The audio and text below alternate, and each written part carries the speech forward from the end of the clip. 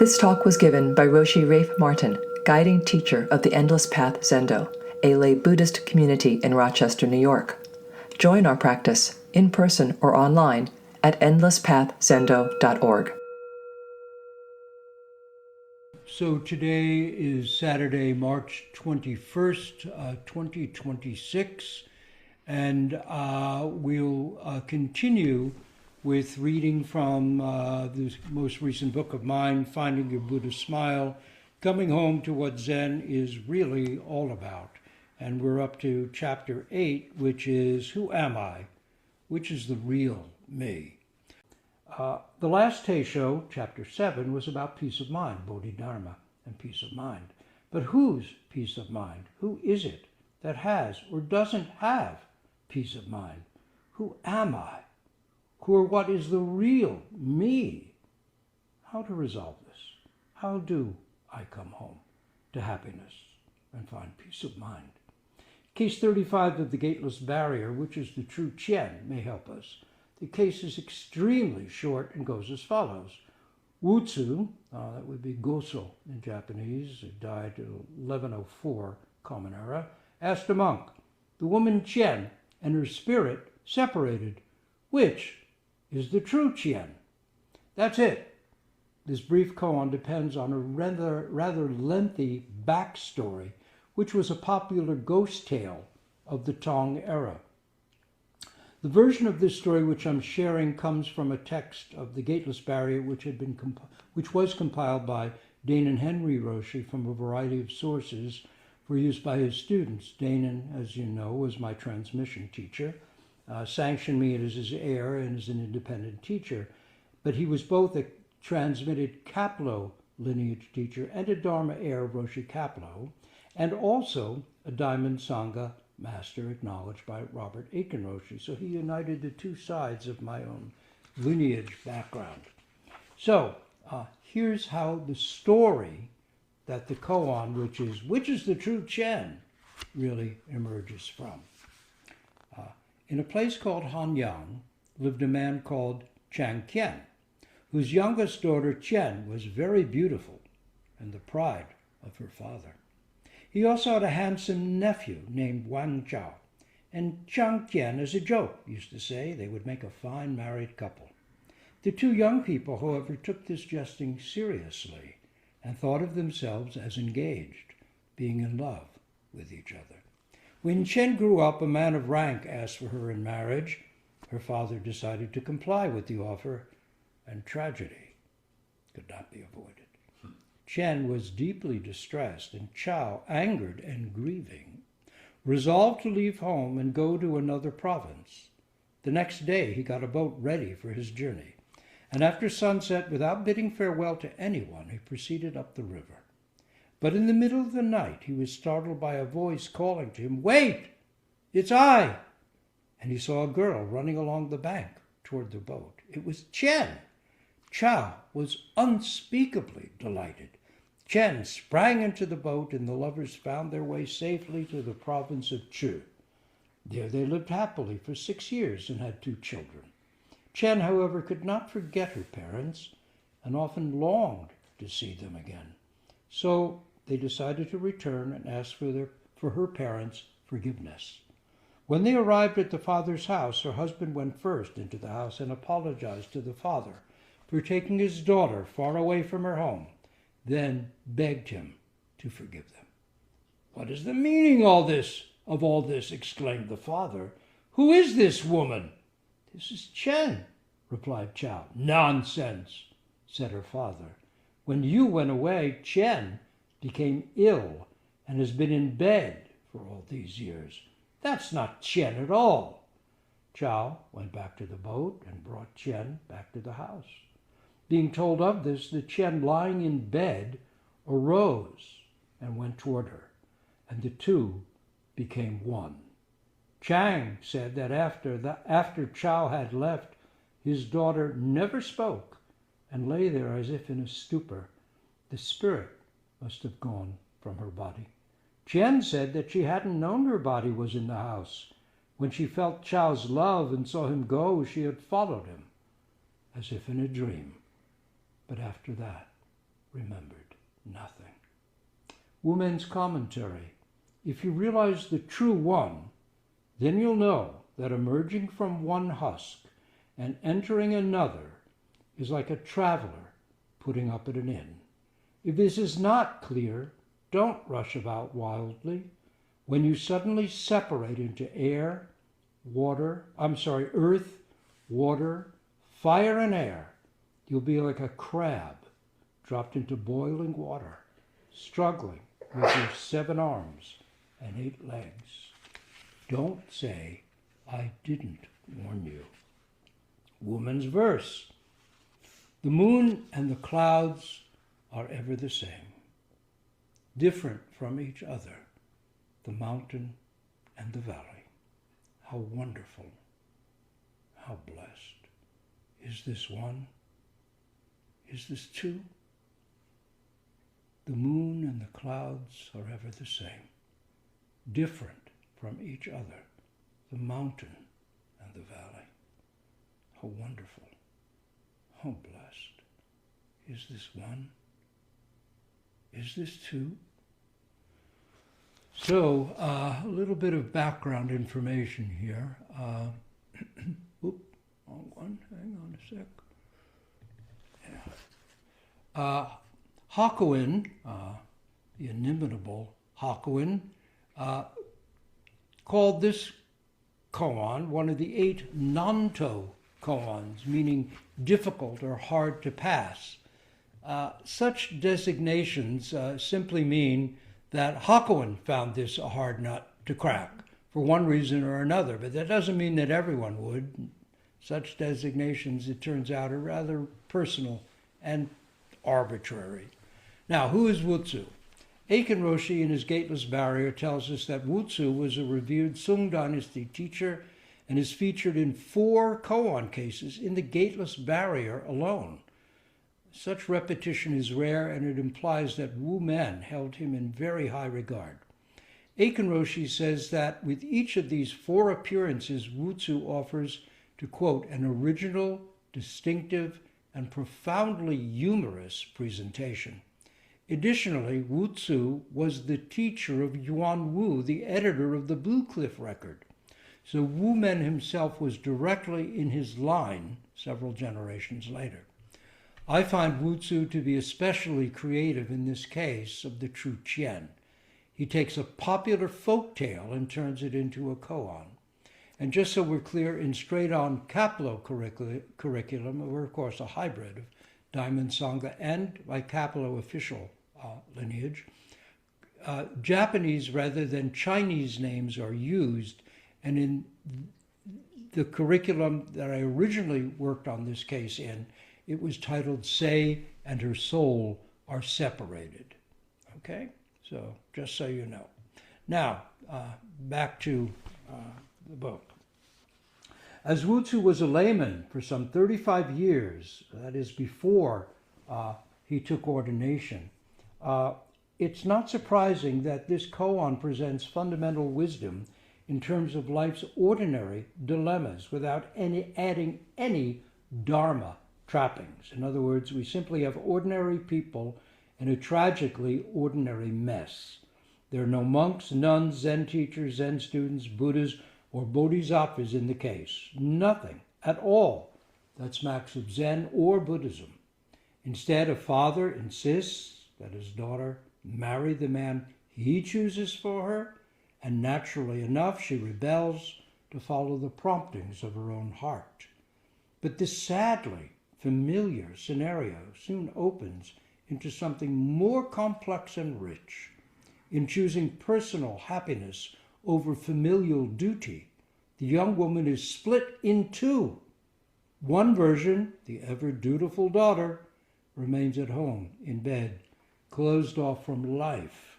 The other journeys out into full and active living and becomes a loving wife and mother. Yet even for her, a dilemma remains. By choosing a personally meaningful life, her equally real nature as a caring daughter is put to sleep, rendered comatose. Neither version of the woman Qian is whole or complete. In time, as both she and her husband find themselves uneasy, they gather their children and return home to ask forgiveness and make amends. Surprisingly, once there, Qian's father insists that his daughter never left, that when her lover child left, she took to her bed, which is where she still remains, unspeaking, unmoving. The married Qian enters the house, and when she does, the comatose Qian rises from her sick bed to meet her. At once, the two Qians become one. Hooray! Case closed. Or is it? For Wu-tsu now raises a question. Which one is the true Qian? Is it the girl who followed tradition, respected her father's wishes, and remained home in bed, shut off and shut in? Or is it the young woman who said, to hell with that, followed her heart, married her lover, and had children and a family? Is it the one who did what was traditionally right and essentially died, never maturing past that point?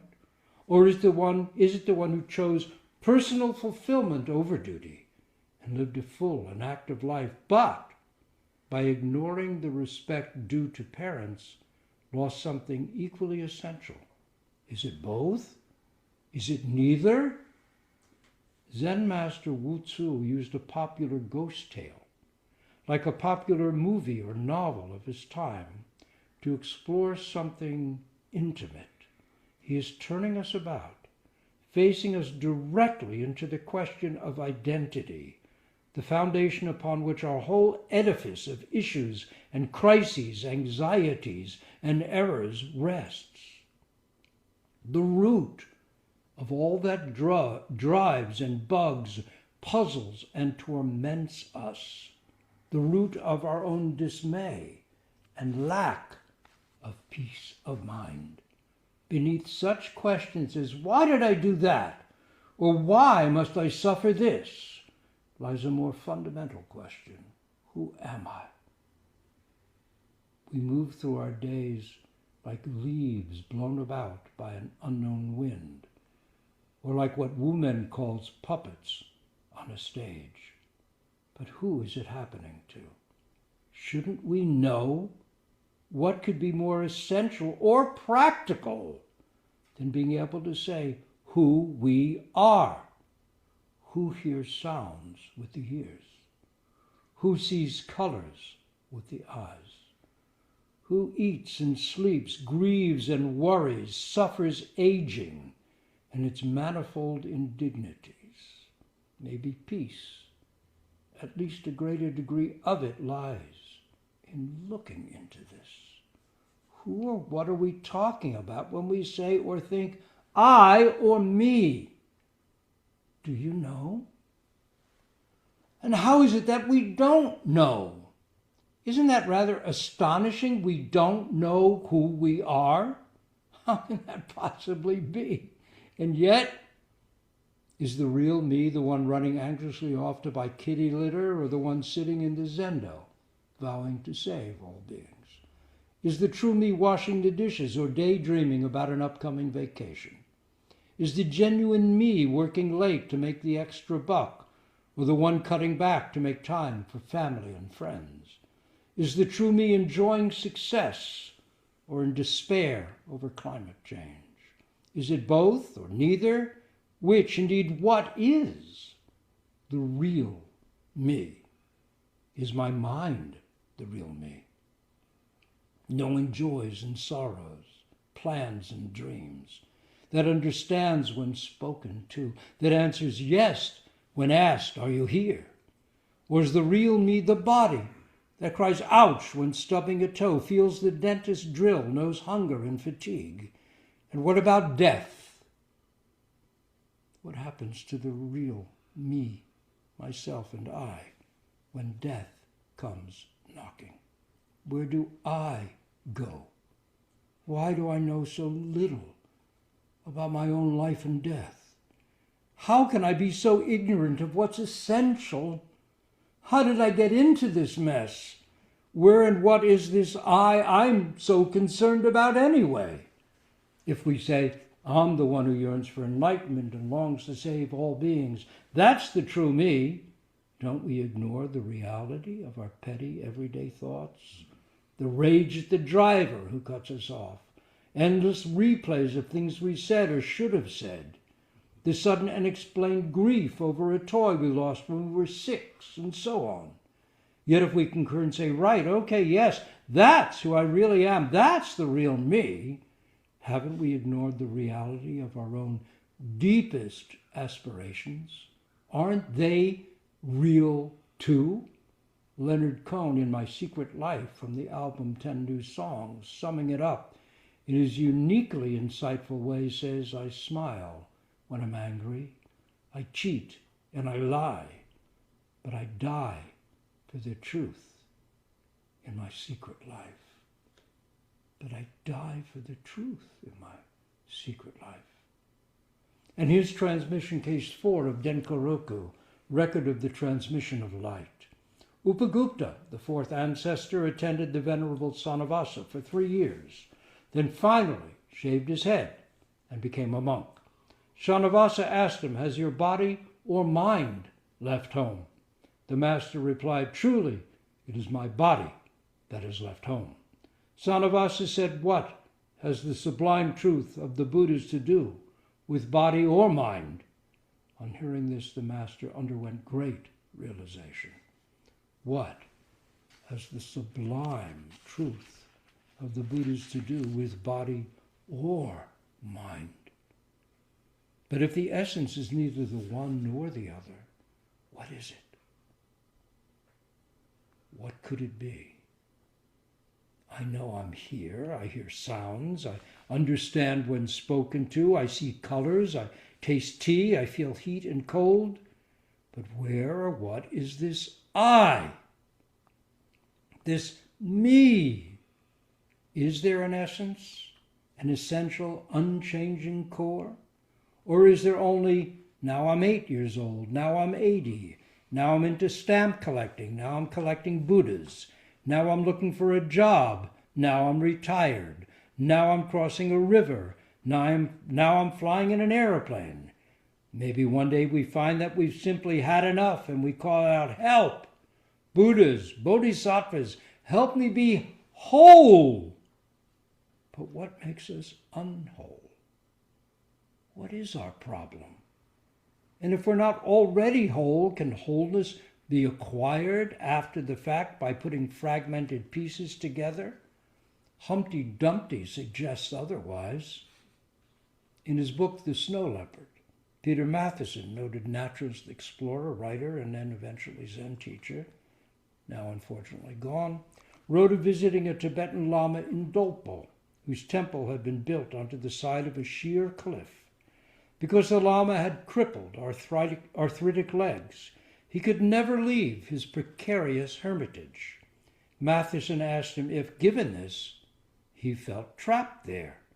The Lama burst into infectious laughter and without, to quote Matheson, a trace of self-pity or bitterness. With arms open wide, he said, of course I'm happy here, especially when I have no choice. Matheson added that hearing that, he felt like he'd been struck in the chest. It was exactly what his Zen teacher, Soa Nakagawa Roshi, might have said. And he found himself spontaneously bowing, hands palm to palm, before such a vivid expression of wholeness. Wumen's commentary. If you realize the true one, then you'll know that emerging from one husk and entering another is like a traveler putting up at an inn. If this is not clear, don't rush about wildly. When you suddenly separate into earth, water, fire, and air, you'll be like a crab dropped into boiling water, struggling with your 7 arms and 8 legs. Don't say, I didn't warn you. Wumen is encouraging us, saying that if we realize the true one, death itself will be like emerging from one husk and entering another, like a traveler putting up at an inn. Quite a statement. He then compassionately adds that if it's not yet clear, we should stop all our running around mentally and literally and look into it. And then to illustrate how difficult dying can be without some glimpse of the true one, he offers that truly disturbing image of the poor crab dropped into boiling water, helplessly waving its many arms and legs. While Master Wu Men will often playfully comment, saying things like, this is really all a puppet show, a play, a farce. He doesn't do that here. Instead, putting all levity aside, he simply says, don't say I didn't warn you. Don't say I didn't warn you. It is his version of grandmotherly kindness. He wants to cut through our habit of being evasive when facing facts. He's grabbing us by the shoulders, shaking us, speaking from the heart. Despite all our wishing and fantasizing, impermanence can't be denied. Zen Master Dogen wrote that the sustained exertion of ongoing Zen practice is not something which people of the world naturally love and desire, yet it is the last refuge of all. Sustained Zen practice is not something which people of the world naturally love and desire, yet it is the last refuge of all of us. Of all of us. Indeed, it is often out of a sudden wrenching awareness of our common plight that a lifetime of dedicated practice begins. Wu Men is taking pains to remind us that the point of the Buddhist teaching is not pessimism or gloom, but relief, peace of mind, and fulfillment. In a word, happiness. The Buddha himself said that the reason he taught was to liberate all beings, that means us, from the unconscious, self-created anguish, the suffering that arises from ignorance, the Sanskrit word is avidya, of our own real nature. Ignorance of our own real nature. Who am I?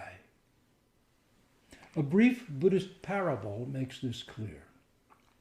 The parable says the Buddha was once sitting in a grove of trees with his monks where many fallen leaves now littered the ground. Rather rhetorically, he asked, "Are there many leaves here or few?" Dutifully, his Sangha answered, "Many leaves, world-honored one."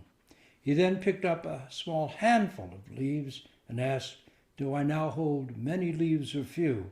"Only a few, honored one," came the expected response.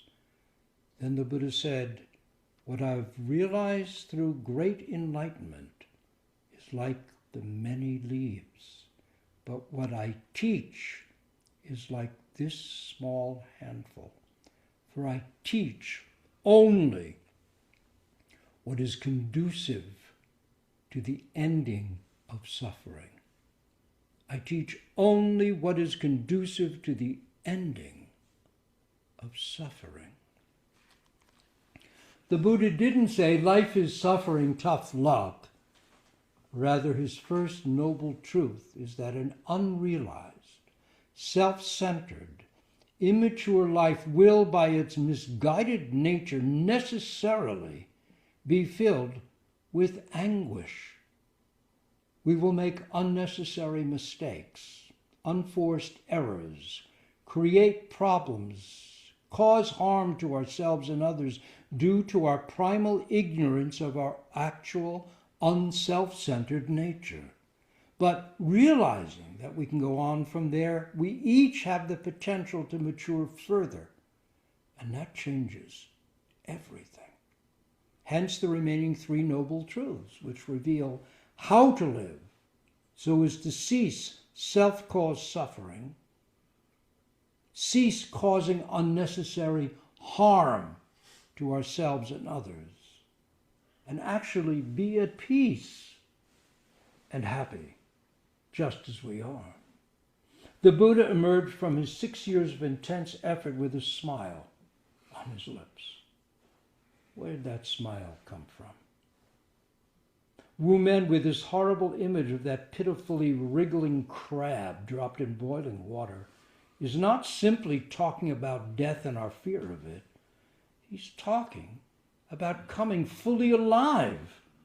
I find Wu Men's verse to this case one of the most beautiful in the Gateless Barrier.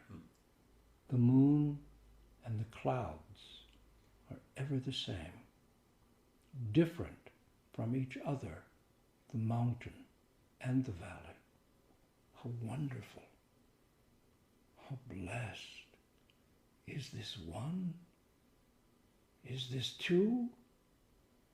How could the bright moon and shifting clouds be the same? They're totally different. What's he getting at? Different from each other. The mountain and valley is as essential as the preceding line about sameness. Actually, it's another way of saying the same thing. Because of sameness, there is difference. Because of difference, sameness. This is Prajnaparamita's highest perfect wisdom, the essence of the Buddha way. In a nutshell, form is no other than emptiness. Emptiness no other than form. How wonderful. How blessed. The Buddhist astonished exclamation, wonder of wonders, all beings are Buddha, affirms that identity, not fragmentation, is our birthright. The story of the recovery of identity may be the most central human story of all, the core of myth itself. Hide and seek is an old game, after all. And so at the end of the tale comes at last the long-awaited reveal as, ta-da! The lowly goose girl is actually the lost princess. The humble pig keeper, in truth, the missing prince. Returned to their thrones, the tyrannical false usurper cast out, the long-suffering kingdom is restored to health. William Stafford, in his poem, A Story That Could Be True, reminds us that fairy tales may be truer and closer to us than we may think. So here's the complete poem. There's only the ending of it in the book. If you were exchanged in the cradle and your real mother died without ever telling the story, then no one knows your name. And somewhere in the world your father is lost and needs you, but you're far away. He can never find how true you are, how ready. When the great wind comes and the robberies of the rain, you stand on the corner shivering. The people who go by, you wonder at their calm. They miss the whisper that runs any day in your mind. Who are you really, wanderer? And the answer you have to give, no matter how dark and cold the world around you is. Maybe I'm a king. They miss the whisper that runs any day in your mind. Who are you really, wanderer? And the answer you have to give, no matter how dark and cold the world around you is. Maybe I'm a king.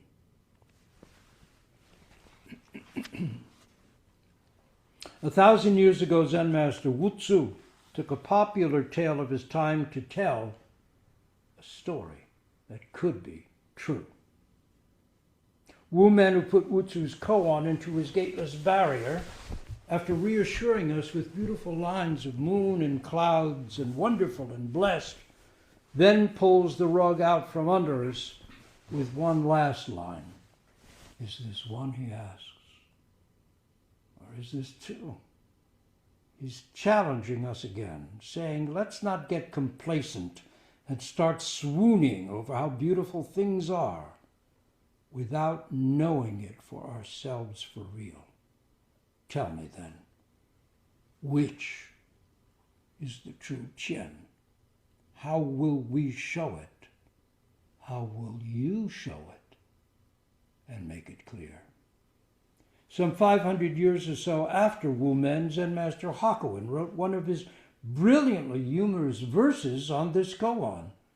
In it he imagines a down-home rowdy party that takes place celebrating when the woman Chen returns. And again, only a portion of that poem, the conclusion, appears in the book, but here's the whole thing. Wang Chu and his wife have returned by boat to see Chang Yi. Chang's house is in an uproar, people rushing madly about. One Chen comes ashore, leading a little boy by the hand. Another Chen gussies up and dashes outside to greet her. Woman and spirit are separated. Which is the real Qian? A dark pearl in the red water belching out a purplish mist. A gem is suddenly set out on a tray, ungettable, inescapable. Many people draw swords and stand poised upon the stairs. Qian's old father is clad in tattered, threadbare garments. Wang's mother has on a shabby skirt, many sizes too small. Everyone enjoys the rollicking at the Autumn Shrine Festival. By nightfall, the befuddled celebrants are staggering around, stirred by autumn breezes. Bamboo leaves glitter in the sun. Under a new moon, dewdrops on the pines gleam like gems. One pilgrim, sad to find he's separated from his native land, remembers a beautiful lady he has never entirely forgotten. One pilgrim, sad to find he's separated from his native land, remembers a beautiful lady he's never entirely forgotten. A lone pilgrim, separated from his native land, sighs and stubs out his cigarette. What a joy it might be to see her again. So many missed opportunities. Still, it's not too late. Maybe it's time he too headed home. We'll stop here and recite our great vows for all.